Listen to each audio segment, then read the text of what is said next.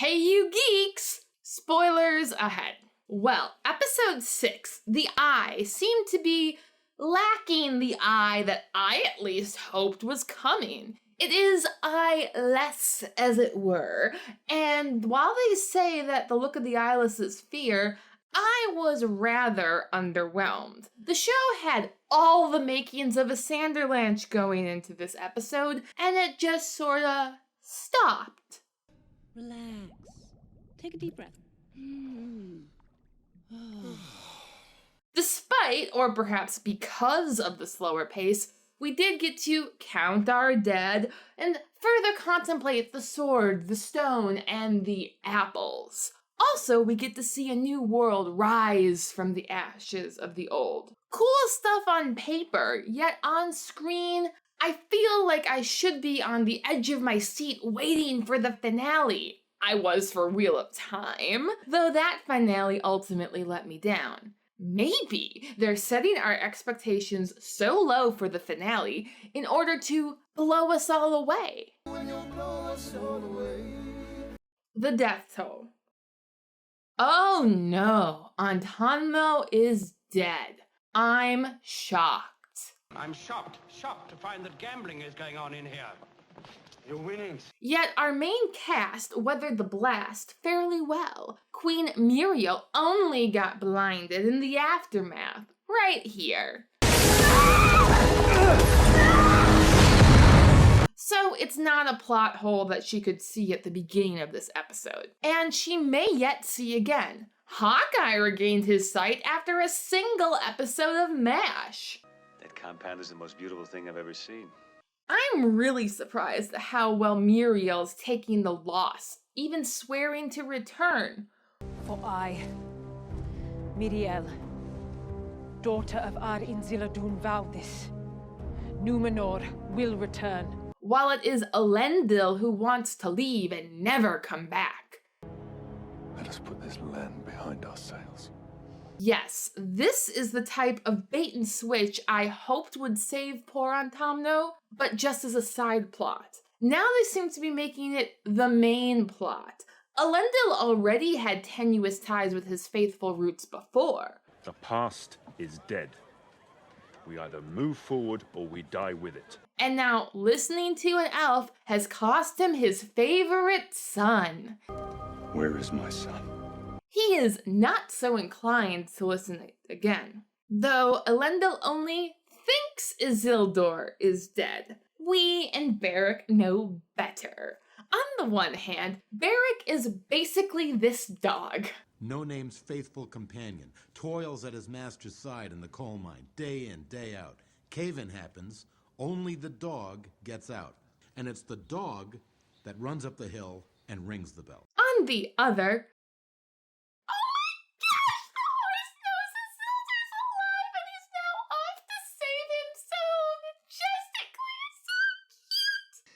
You're right.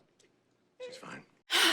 as beautiful as that moment will be, its premise is not enough to excite me totally for the finale. However, there is one alleged dead man that I'm very interested in seeing in the finale. And my husband, Husband? Celeborn. Everyone complains that Galadriel acts young and impetuous in this show, and I agree. So it's nice to see signs of her being old and senile. I never saw him again after that.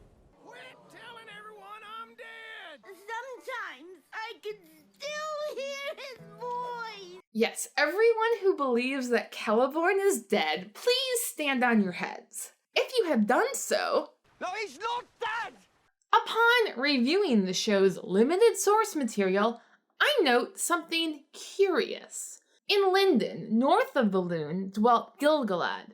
In Lindon, south of the Lune, dwelt for a time Celeborn, kinsman of Thingol. His wife was Galadriel, greatest of elven women. It never actually says they dwelt there together. That is written in the Unfinished Tales and the Last Writings, which for this show are private revelation, not the deposit of canon. Thus far, we've seen Galadriel return to North Lindon, Gil-galad's realm, and we've seen Gil-galad keep secrets before. I wonder, High King, if it is in fact you who has been lying to me. It raises the question, is Gil-galad keeping other secrets? And why? Of course, it would be hard to get rid of Galadriel if she thought her husband was still alive. With Galadriel and Sauron, Halbrand, riding north for Lindon or Eregion. This wound needs elvish medicine.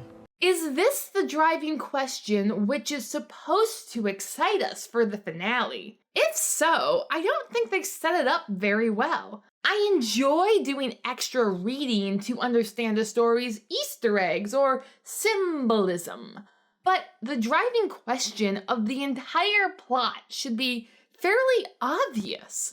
Up to now, it has been Galadriel's warpath, which she seems to have abandoned. Her sword. Perhaps we can make one of you yet.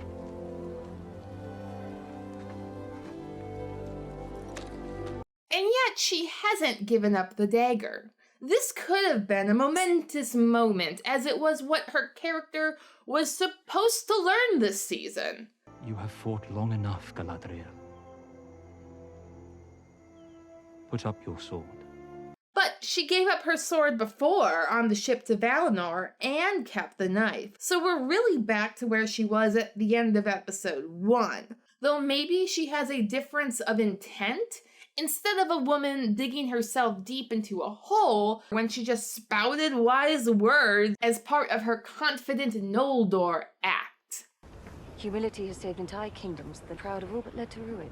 So said the woman before she pridefully vows to kill every last orc on Middle-earth. And even if it takes me all of this age, I vow to eradicate every last one of you. Galadriel returns to this spot as she climbs out of it. Now she says this. It darkens the heart to call dark deeds good. It gives place for evil to thrive inside us. Her words of wisdom now seem to actually reflect her character. Do not take the burden of this day upon your shoulders, Theo. You may find it difficult to put it down again. And she is taking responsibility for her actions. What are you so bothered about? It isn't your fault. Yes, it is. I do like her quality time with Theo. Talking him out of the path of vengeance seems to be instructive for her as well. It is over. Not for me. I won't allow it. We must. For Theo, the boy who's been wanting a sword this entire series, it bodes well that he has taken up a Númenórean instead of a Morgul blade. Keep it, soldier. Am I on some level disappointed he didn't take up the spear? Yes. Great. She brings home a sword. If you ask me, she should have brought home a man. Excuse me. But Tolkien only ever mentioned Gil-galad really holding a spear in his saga. So I must wait for Gil-galad to become the warrior king instead of the crafty manipulator of Elrond. The stone. Elrond, Durin, and Disa delight, as always. Well, in your mother's case, she actually does have lice in it. I'm joking.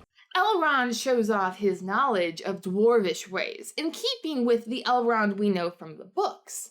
I see you've learned a few words of Stone Tongue. Impressive. Which makes the leap the show takes with the Mithril a bit easier to follow. The idea that Mithril itself has restorative powers because it contains the light of the lost Silmaril is not found in The Lord of the Rings or The Hobbit. But those books give us the facts that Khazad-dûm was mined for Mithril. The elven rings were made of Mithril, and many elves wore Mithril armor. Tolkien just let it lie that they used mithril because it was merely the best metal for the job. As light as a feather, and as hard as dragon scales. If the show's Apocrypha hadn't been so blatantly non-platonic, I may have enjoyed it. Though I suppose the mix of good and evil around mithril is supposed to foreshadow the Balrog sitting at the bottom of the mine. I really hope that they just showed the Balrog to remind the casual viewers that this place will one day be this place. This is no mine. It's a tomb. Not because the Balrog will attack in the finale. Before mithril is mined, before the rings were forged, before the gate is constructed. The doors of Durin, Lord of Moria. Speak, friend, and enter. If they do that, I will riot. Apple's third. The Eye gives us some excellent fodder for the stranger being Tom Bombadil. He sang to the trees. Quite Vienna. And here is where I would play the Tom Bombadil scene from the Fellowship of the Ring. If I had one! Of course, passing strangers, inducing good people of the world to eat apples is also vaguely satanic. It's the oldest lesson from fairy tales. Don't eat apples from strangers. Have a bite. So one could argue that the stranger is still actually Sauron. What with the mystics out after him, either to do him homage or harm. Nori thinks harm, which is why she pointed them in the other direction. He went that way. Go on now. And then all the apples got smoked. Her father's rousing speech, I think, is supposed to be a real tearjerker, but it felt kind of forced to me. We stay true to each other. No matter how the path winds, or how steep it gets. So says the man whose clan would have left him for dead a few episodes back. Any hairfoot that breaks them is to be decaravanned. I love Malva as a character, and was happy when she admitted she was wrong. If you think Malva Meadowgrass is too proud to admit it, well... But the moment was immediately undercut by her husband saying that she was always right. It would be grand if you weren't right all the time. I'm confused. Getting back to the stranger, on account of his height and his bumbling, good-natured ways, his association with the runic G, and that the Hardfoots are now going out to save him. To help my friend. Warn him what's coming. I still say he's Gandalf. Less window. And now we see the Southlands have become the Land of Woe. Why did you want to come to the Land of Woe? Whoa.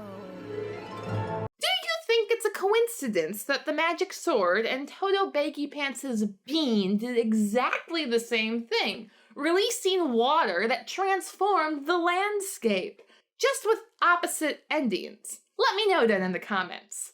It is worth noting that Adar was freed before Extreme Makeover Mordor Edition occurred. So, did someone free him? Someone within the Numenor or Southlander ranks who could enter the stable unquestioned. Someone who now vows to reign over the Southlands despite it getting blown up. This is not over. I will not abandon these lands and condemn them to burn. From the source material, we know that Mordor was established early.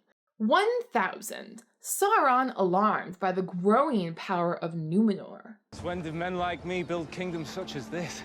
chooses Mordor as a land to make into a stronghold. We will rule over all this land, and we will call it this land. The show's decision to do it via text change must have been an intentional artistic decision. Some fans have hailed this as epic. I think it feels like they forgot to film the line and had to edit it in post. That is the name of a place that no longer exists. Again, I don't think that's what happened, but that's what it feels like happened. Back to Appendix B, it is clear that only after Mordor is established were the rings forged. 1200, Sauron endeavors to seduce the Eldar. Gil-galad refuses to treat with him, but the smiths of Eregion are won over. And someone who, despite being on death's door, can up and ride to Eregion or Lindon to stay with Galadriel. It seems fate has in store for us one more raft. All I'm saying is it's highly suspicious. Ultimately, this episode diffused all the momentum from the prior 2 episodes.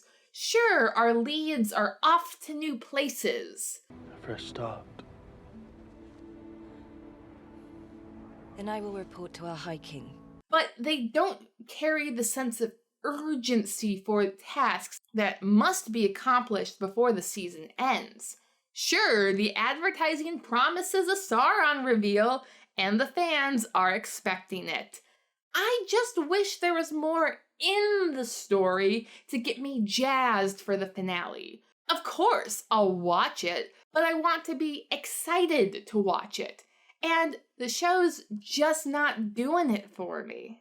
Thank you for watching. Please like, share, and subscribe if you would like to see more. Your patronage is greatly appreciated.